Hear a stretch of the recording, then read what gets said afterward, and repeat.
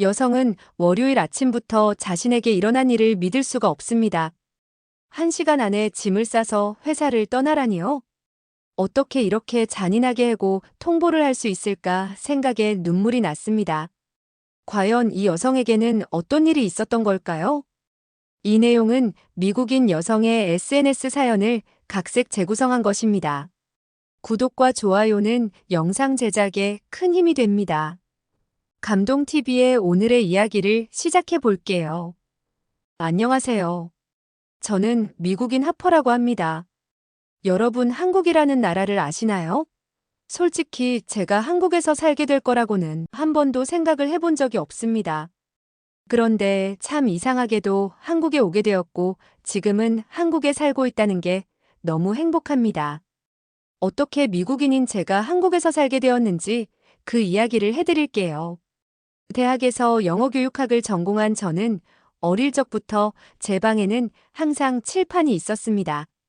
크리스마스 선물로 부모님께 받은 그 작은 칠판 앞에서 저는 종종 인형들을 앉혀두고 선생님 놀이를 했는데 그게 꽤 재미있었습니다. 고등학교 시절에는 친구들에게 공부를 가르쳐주면서 제 설명을 듣고 어려워하던 문제를 풀어냈을 때 친구들의 밝아지는 표정을 보면 너무 좋았습니다.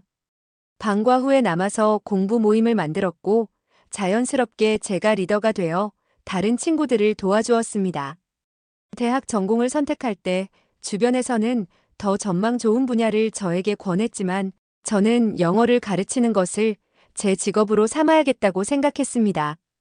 그리고 선택한 전공은 영어교육학과였습니다.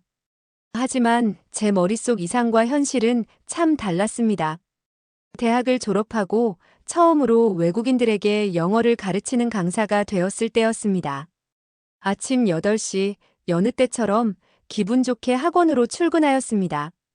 저는 오늘도 수업 자료를 정리하며 학생들을 맞이할 준비를 하고 있었습니다.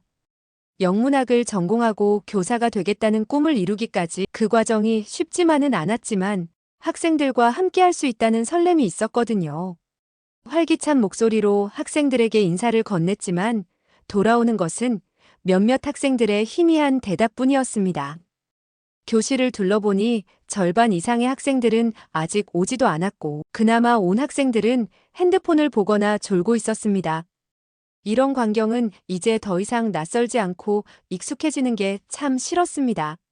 수업을 시작하려는 순간 뒤늦게 들어오는 중국인 유학생들의 발소리가 들렸습니다. 그들은 아무런 사과의 말도 없이 자리에 앉았고 곧바로 핸드폰을 꺼내 들었습니다. 그 학생들은 숙제는 해오지 않았다고 말하면서도 그들의 표정에는 미안함이라고는 찾아볼 수 없었습니다.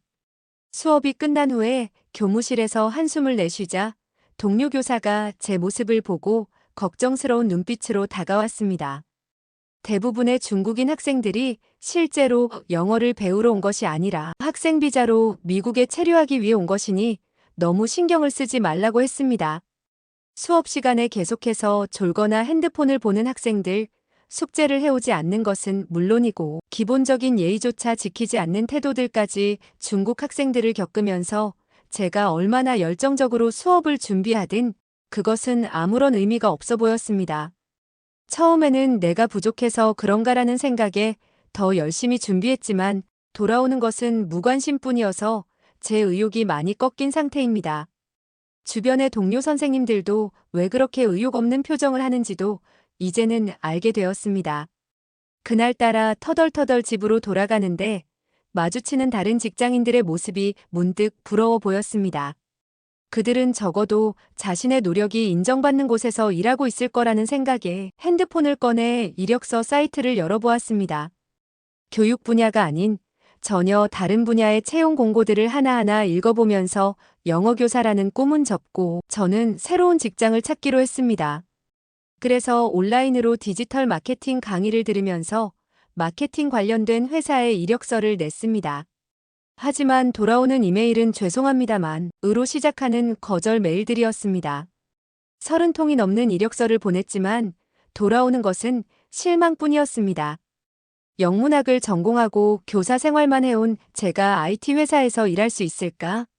하는 생각이 들었지만 계속 도전했습니다. 어렵게 면접 기회를 얻었고 저는 최선을 다했고 드디어 취업을 하게 되었습니다. 제가 새롭게 찾게 된 직장은 새롭게 시작하는 IT 스타트업 회사였습니다.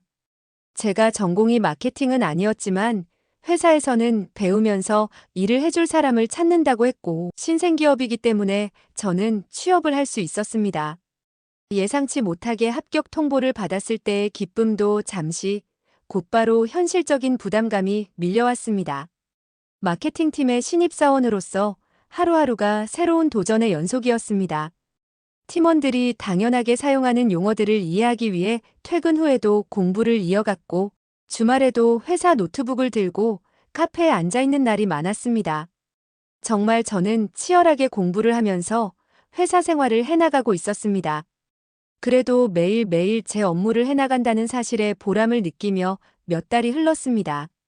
점차 업무에 적응해 가고 있다고 생각했던 어느 월요일 아침, 인사팀으로부터 갑작스러운 연락을 받았습니다. 회사의 구조조정으로 인해 제가 속한 팀이 축소된다는 이야기였습니다. 임의 고용제도에 따라 오늘부로 퇴사 처리가 된다는 말을 듣는 순간 귀가 먹먹해졌습니다. 인사팀에서는 2시간 안에 짐을 싸서 나가야 한다는 안내를 받았고 제가 사용하던 컴퓨터는 바로 사용 정지가 되었습니다. 짐을 챙길 수 있도록 상자를 몇 개 줬고 책상 위에 물건들을 정리하면서 그동안 써왔던 업무 노트들을 바라보았습니다. 눈물이 차올랐고 주변 동료들은 저를 위로해줬습니다. 저는 짐이 그렇게 많지 않아서 얼마 걸리지 않아 모든 짐을 상자에 담을 수 있었습니다. 주변에서 회사에서 해고당하면 가차 없다는 말을 듣기는 했지만 회사 생활이 처음인 저에게는 너무나 충격적이었습니다. 혹시나 회사의 물건을 가져갈까봐 제 짐을 일일이 인사팀 직원이 확인한 후에야 저는 회사를 떠날 수 있었습니다. 엘리베이터를 타고 내려가면서 제가 이제 막 시작한 새로운 인생이 이렇게 허무하게 끝나버릴 줄은 몰랐다는 생각이 들었습니다.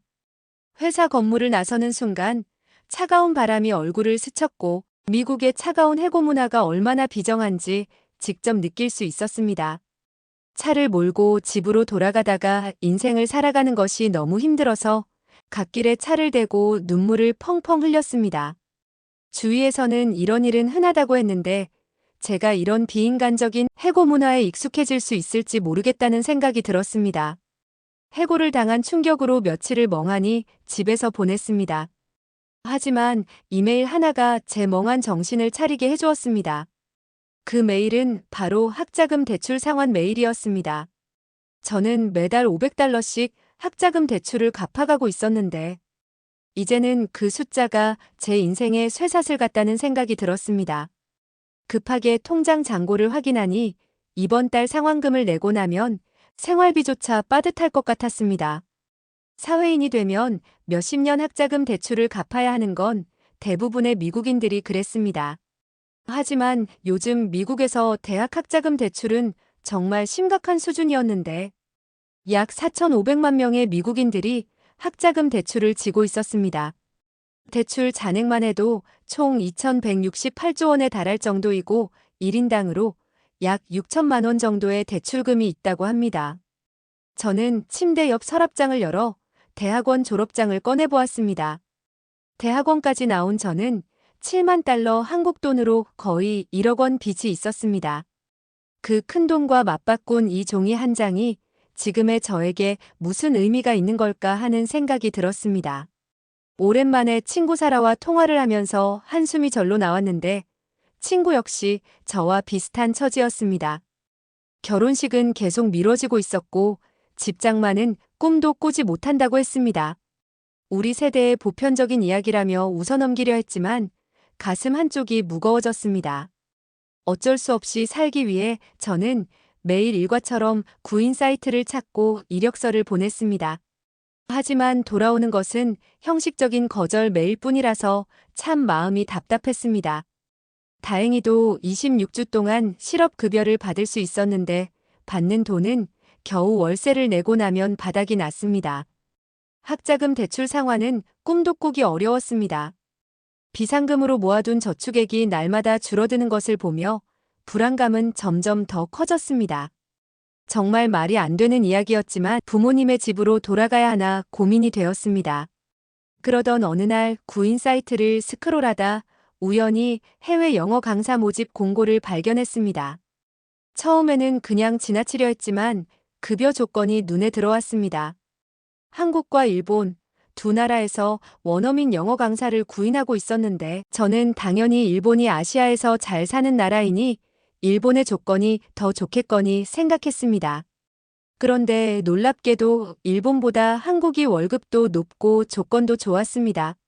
저는 급한 대로 해외에 나가서 돈을 벌면서 앞으로의 인생에 대해 고민해봐야겠다는 생각으로 한국으로 이력서를 보냈습니다. 한국어 학원에서는 온라인으로 면접을 받고 저는 몇 차례에 걸쳐서 한국 관계자와 이야기를 나누면서 한국으로의 취업이 확정되었습니다. 그리고 부모님께 전화를 걸어서 이 사실을 말씀드렸어요. 해외 취업을 결정했다는 말씀을 드리자 잠시 침묵이 이어졌습니다. 걱정스러운 목소리로 안전을 당부하시던 아버지의 말씀이 마음에 걸렸지만 저는 괜찮다고 말했습니다. 학원에서 한국행 비행기 표를 끊어줘서 저는 미국 집을 정리하고 짐을 정리했습니다. 적어도 1년은 돌아올 수 없으니 많은 것을 정리해야 했습니다. 그리고 한국행을 위해 짐을 꼼꼼하게 쌌는데 저는 한국에 오래 있을 거라는 생각이 들지 않았습니다. 그리고 10시간이 넘는 너무나도 긴 비행 끝에 한국에 도착하게 되었습니다. 인천공항에 도착했을 때 한여름의 습한 공기가 저를 맞이했어요. 그런데 정말 놀랍게도 생각 이상으로 한국의 인천공항은 굉장히 좋았습니다. 제가 출발한 LA는 국내 공항은 컸지만 해외로 나가는 사람이 많지 않아서인지 국제공항은 크지 않았거든요. 사실 미국 사람들은 미국 내를 다닐 때 비행기를 많이 타기는 했지만 자기가 사는 주를 떠나보지 않은 사람도 해외로 못 나가본 사람도 많았습니다. 그 중에 저도 있었는데 이번에 처음으로 해외를 오게 된 것이었습니다. 그래서 미국이 제일 좋은 줄 알았지 처음 와본 외국의 공항이 이렇게 멋지고 깨끗하고 세련된지 몰랐어요. 공항철도를 타고 서울로 향하는 동안 창밖으로 보이는 낯선 한글 간판들이 제가 정말 머나먼 곳에 왔다는 것을 실감하게 했습니다. 그리고 한국의 지하철에서도 너무 놀랐습니다. 지하철은 너무 깨끗하고 최신 열차였고 완벽한 노선도를 보고 있자니 한국이라는 나라가 대단해 보였습니다. 서초역이라는 곳에 도착해서 어학원에서 제공해준 원룸으로 향했습니다. 원룸은 생각보다 작았지만 깔끔했고 냉장고와 텔레비전, 세탁기까지 모든 가전제품이 다 준비되어 있었습니다. 30층이 넘는 고층 건물들 사이에 위치한 이곳에서 짐을 풀면서 문득 LA에 제가 살던 아파트가 그리워지는 건 어쩔 수 없었어요. 제가 미국이 아니라 이방인으로 생전 처음 와본 나라에 있다는 게 와닿았습니다. 한국의 강남역에 있는 학원에 적응하면서 한 달이 지났습니다. 그런데 그날은 유독 힘든 하루였어요. 수업 중에 제 발음을 이해하지 못한 학생과 작은 오해가 있었고 퇴근길에는 지하철을 반대 방향으로 타는 실수까지 했습니다. 허기짐과 피곤함에 한숨을 내쉬며 걷던 중이었습니다. 늦은 저녁이라 대부분의 가게들이 문을 닫고 있었지만 골목 어귀에서 은은하게 풍겨오는 향기가 제 발걸음을 붙잡았습니다. 할머니 순두부찌개라는 간판이 희미하게 빛나고 있었습니다. 낡은 간판 아래로 따스한 불빛이 새어나왔고 안에서는 누군가의 웃음소리가 들려왔어요. 잠시 망설였지만 이상하게도 그 따뜻한 분위기가 저를 끌어당기는 기분이라서 식당 안으로 들어갔습니다. 문을 열자 작은 방울 소리가 울렸고 주방에서 일하시던 할머니가 고개를 드셨습니다. 주름진 얼굴에 환한 미소를 띠시며 할머니는 저를 반갑게 맞아주셨습니다. 서툰 영어로 손짓을 해가며 자리로 안내해 주시는 모습에서 왠지 모를 친근감이 느껴졌습니다. 메뉴판을 들여다보고 있는데 할머니께서 순두부찌개를 추천하신다고 하셨어요. 저는 순두부찌개를 먹어본 적은 없지만 어쩐지 먹어보고 싶어서 고개를 끄덕이자 할머니는 기다렸다는 듯이 즉시 주방으로 향하셨습니다. 잠시 후 테이블에 놓인 반찬들을 하나씩 맛보는데 옆 테이블에 단골 손님으로 보이는 할아버지가 저에게 김치를 한번 먹어보라면서 여기 김치 정말 맛있다고 했습니다. 뜨거운 돌솥에 담겨 나온 순두부찌개는 보기만 해도 군침이 돌았습니다. 하얀 순두부가 붉은 국물 위에서 출렁이고 있었고 그 위로 살짝 떨어뜨린 달걀 노른자가 마치 해가 뜨는 것처럼 보였습니다. 조심스럽게 첫 숟가락을 떴을 때의 그 부드러움과 깊은 맛은 정말 매콤했지만 저를 따뜻하게 만들어줬어요. 제가 힘든 표정으로 식당으로 들어와서 그런지 식사하는 동안 할머니는 가끔 제게 다가오셔서 괜찮냐고 물어보시고 많이 먹으라며 김치와 반찬을 더 가져다 주셨습니다. 처음에는 영어로, 나중에는 손짓과 표정으로 대화를 나누었어요. 할머니는 제가 외국인이라서 더 신경 써주시는 것 같았습니다. 할머니의 따뜻함이 자꾸 미국에 있는 할머니 생각이 났고 힘들었던 하루의 스트레스가 괜찮아지는 것 같았습니다. 그날 이후로 저는 일주일에 두세 번은 그곳을 찾았습니다. 매번 가면 할머니는 제 얼굴을 기억하시고는 반갑게 맞아주셨고 점점 단골이 되어가면서는 제가 들어서기도 전에 순두부찌개를 준비해 주시곤 했습니다. 어느 날은 제가 감기에 걸려 목소리가 쉰 것을 보시고는 특별히 생강을 넣은 차를 주시기도 하며 정말 따뜻하게 해주셨어요. 힘들 때마다, 고향이 그리울 때마다 이곳을 찾았고 할머니의 따뜻한 미소와 정성 어린 음식은 늘 저를 위로해 주었습니다. 서울이라는 거대한 도시에서 이 작은 식당은 제게 안식처가 되어 주었습니다. 위로를 받으면서 힘을 내다 보니 점차 서울의 생활이 좋아져 갔습니다. 복잡한 지하철 노선도 이제는 제법 읽을 수 있게 되었고 간단한 한국어로 인사도 할 수 있게 되었습니다. 골목골목 숨어있는 작은 식당들을 발견하는 재미도 생겼습니다. 여전히 가끔은 고향이 그립고 외로울 때도 있지만 창밖으로 보이는 서울의 야경을 바라보며 이제는 이 낯선 도시가 편하게 느껴졌습니다. 저는 수업이 아침 7시에 있기 때문에 언제나 해도 뜨지 않은 시간에 들어가서 불을 켰습니다. 그런데 한국은 정말 신기한 것이 늘 저보다 일찍 나와 있는 학생들이 있었습니다. 한 번은 주말 동안 예습해 온 내용을 확인해 달라며 노트를 내미는 학생이 있었습니다. 그 학생의 노트에는 빼곡하게 영어 문장이 적혀 있었고 모르는 단어마다 형광펜으로 표시하면서 제게 질문할 내용이 적혀 있는 것이었습니다. 정말 대단한 학생이라는 생각이 들었습니다. 수업이 시작되면 한국 학생들의 열정적인 모습에 놀랄 때가 한두 번이 아니었습니다. 중국 학생들을 가르칠 때와는 전혀 다른 분위기였습니다. 질문이 있을 때마다 손을 들고 모르는 부분은 끝까지 이해하려 노력하는 모습이 인상적이었어요. 특히 새벽과 저녁의 직장인반 수업은 더욱더 감동적이었습니다. 새벽 5시에 일어나 출근 전 영어 공부를 하고 퇴근 후에도 피곤한 몸을 이끌고 수업에 참석하는 학생들은 정말 피곤할 것 같아 보였습니다.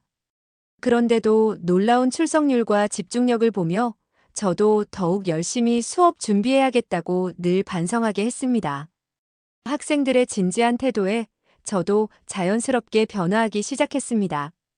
매일 밤 다음날 수업 자료를 준비하며 한국 학생들의 특성에 맞는 교수법을 연구했습니다. 문법 위주의 학습에 익숙한 학생들을 위해 회화 수업의 문법적 요소를 자연스럽게 녹여내는 방식을 고안했습니다. 한 학생이 토익 시험에서 목표 점수를 달성했다며 기쁜 소식을 전하면서 제게 꾸벅 인사를 하면서 선생님 감사합니다. 라고 했을 때 교사로서의 행복함을 말로 표현할 수 없었습니다. 미국에서 느끼지 못했던 교사로서의 보람과 자부심이 다시 살아나는 것을 느꼈습니다. 그리고 또 다른 행복 중 하나는 바로 수업이 없는 주말이면 학생들이 추천해준 맛집을 찾아다니는 것이었습니다. 처음에는 학생들의 추천으로 시작했지만 이제는 골목골목을 돌아다니며 저만의 숨은 맛집을 찾아내는 것이 취미가 되었습니다. 종로의 한 골목에서 발견한 콩나물 국밥집은 제 인생의 터닝포인트였습니다. 아침 일찍부터 줄을 서서 먹는다는 말에 반신반의했지만 따뜻한 국물 한 숟가락에 제 마음을 바꾸었습니다. 할머니는 제가 외국인이라는 것을 아시고는 특별히 청양고추를 따로 주시며 조심스럽게 먹어보라고 하셨어요. 한국에서 처음 먹은 삼겹살은 또 다른 차원의 경험이었습니다. 학원에서 회식을 했는데 삼겹살을 상추에 싸서 먹어봤는데 정말 너무 맛있어서 눈이 휘둥그레졌습니다. 한국 사람들 이렇게 맛있는 걸 자기들끼리만 먹고 살고 있었다니 어쩐지 배신감이 느껴졌습니다. 미국에서도 한국 바비큐를 먹어봤다고 자부했던 제가 얼마나 잘못 알고 있었는지를 깨닫게 해준 음식이었죠. 상추에 고기를 싸서 먹는 방법, 마늘과 쌈장의 조화, 김치를 곁들이는 순서까지 모든 것이 하나의 예술이었습니다. 광장시장에서는 빈대떡의 매력에 빠졌습니다. 노점상 아주머니께서 빈대떡을 부치시는 모습을 보며 시간 가는 줄 몰랐습니다. 처음에는 넘어가지 않던 막걸리도 이제는 빈대떡과 함께라면 한 병쯤은 가뿐히 비울 수 있게 되었습니다. 추운 겨울날이면 어김없이 찾게 되는 길거리 붕어빵 가게도 생겼습니다. 따끈따끈한 붕어빵을 들고 걸으며 한국의 겨울을 맞이하는 것이 이제는 일상이 되었습니다. 가게 주인 아저씨는 이제 저를 보면 단골이라며 하나 더 덤으로 주시곤 합니다. 교동시장의 칼국수집에서는 특별한 인연이 생겼습니다. 처음 방문했을 때 서툰 한국어로 주문을 하려다가 실수를 했는데 주인 아주머니께서 귀엽다며 오히려 저를 다독여 주셨습니다. 추운 날에 먹는 따뜻한 칼국수 한 그릇은 정말 별미였습니다. 찜질방이라는 곳에서 처음 먹은 달걀의 고소함과 같이 먹은 식혜라는 음료수는 매주 찜질방을 가도록 만들었습니다. 한국의 식문화는 단순히 음식을 먹는 것이 아니었습니다. 정이라는 말로 표현되는 한국만의 독특한 인간미와 음식을 나누는 즐거움을 알아버려서 도저히 예전으로는 돌아갈 수가 없어요. 이제는 주말마다 새로운 맛집을 발견하는 즐거움이 제 서울 생활의 가장 큰 행복이 되었습니다. 한국의 모든 것이 새로웠고 특별했습니다. 저는 한국어 공부도 시작했습니다. 처음에는 안녕하세요조차 어려웠지만 이제는 간단한 대화가 가능할 정도로 실력이 늘었어요. 학생들은 제가 한국어로 인사할 때마다 기뻐했고 새로운 한국어 표현을 가르쳐주는 것을 즐거워했습니다. 그래서 학생들과 동료 선생님들과 이야기를 많이 했는데 학생들은 미국 문화에 대해 궁금해했고 저는 한국 문화에 대해 배워갔습니다. 수업 중간중간 이런 대화를 나누면서 영어 학습은 더욱 자연스럽고 즐거워졌습니다. 어느 날 한 학생이 한국에서의 생활이 힘들지 않냐고 제게 물었습니다. 저는 미국에서의 마지막 날 차가운 회사 건물을 나서며 느꼈던 그 절망감이 떠올랐습니다. 정리해고를 당하고 차 안에서 울었던 저였습니다. 하지만 지금 이곳에서 저는 매일 아침 설렘을 안고 교실 문을 열고 있다는 걸 깨달았습니다. 저는 그 학생에게 미소를 지으며 오히려 이곳에서 제 진정한 모습을 찾은 것 같다고 말했습니다. 학생들의 열정, 한국인들의 정, 그리고 맛있는 음식들, 이 모든 것이 제게는 새로운 삶의 의미가 되었다고 말입니다. 미국에서의 쓰라렸던 경험이 오히려 저를 이곳으로 인도했고 그 덕분에 잃어버렸던 교사로서의 꿈과 열정을 다시 찾을 수 있었습니다. 이제 저는 매일 아침 창밖으로 보이는 서울의 풍경을 바라보며 감사함을 느낍니다. 한국은 이제 제게 제2의 고향이 되었습니다. 정말 한국을 만난 건 제 행운입니다. 저의 이야기는 여기까지입니다. 여러분 하퍼씨의 이야기 어떻게 보셨나요? 미국의 차가운 해고 문화 속에서 좌절을 경험했지만 한국에서 새로운 희망을 발견한 하퍼씨의 여정이 특별하게 다가옵니다. 한국 학생들의 배움에 대한 열정과 끊임없는 노력은 교사로서의 사명감을 되찾게 해주었습니다. 새벽부터 일어나 공부하고 퇴근 후에도 열심히 영어를 배우는 학생들의 모습은 우리 한국인의 대단함이라고 생각합니다. 또한 순두부찌개 집 할머니로 대표되는 한국인의 정은 미국의 차가운 회사 문화와는 다른 따뜻한 인간미를 보여준다고 할 수 있겠네요. 이러한 정서적 교감은 단순한 이방인이 아닌 우리 사회의 일원이 되도록 도와주었습니다. 한국인의 배움에 대한 열정, 끊임없는 노력, 그리고 따뜻한 인간미가 자랑스러워지는 행복해지는 사연이었습니다. 감동TV는 감동적이고 재미있는 사연을 기다리고 있습니다. 다음에도 재미있는 사연으로 찾아뵙겠습니다. 시청해주셔서 감사합니다.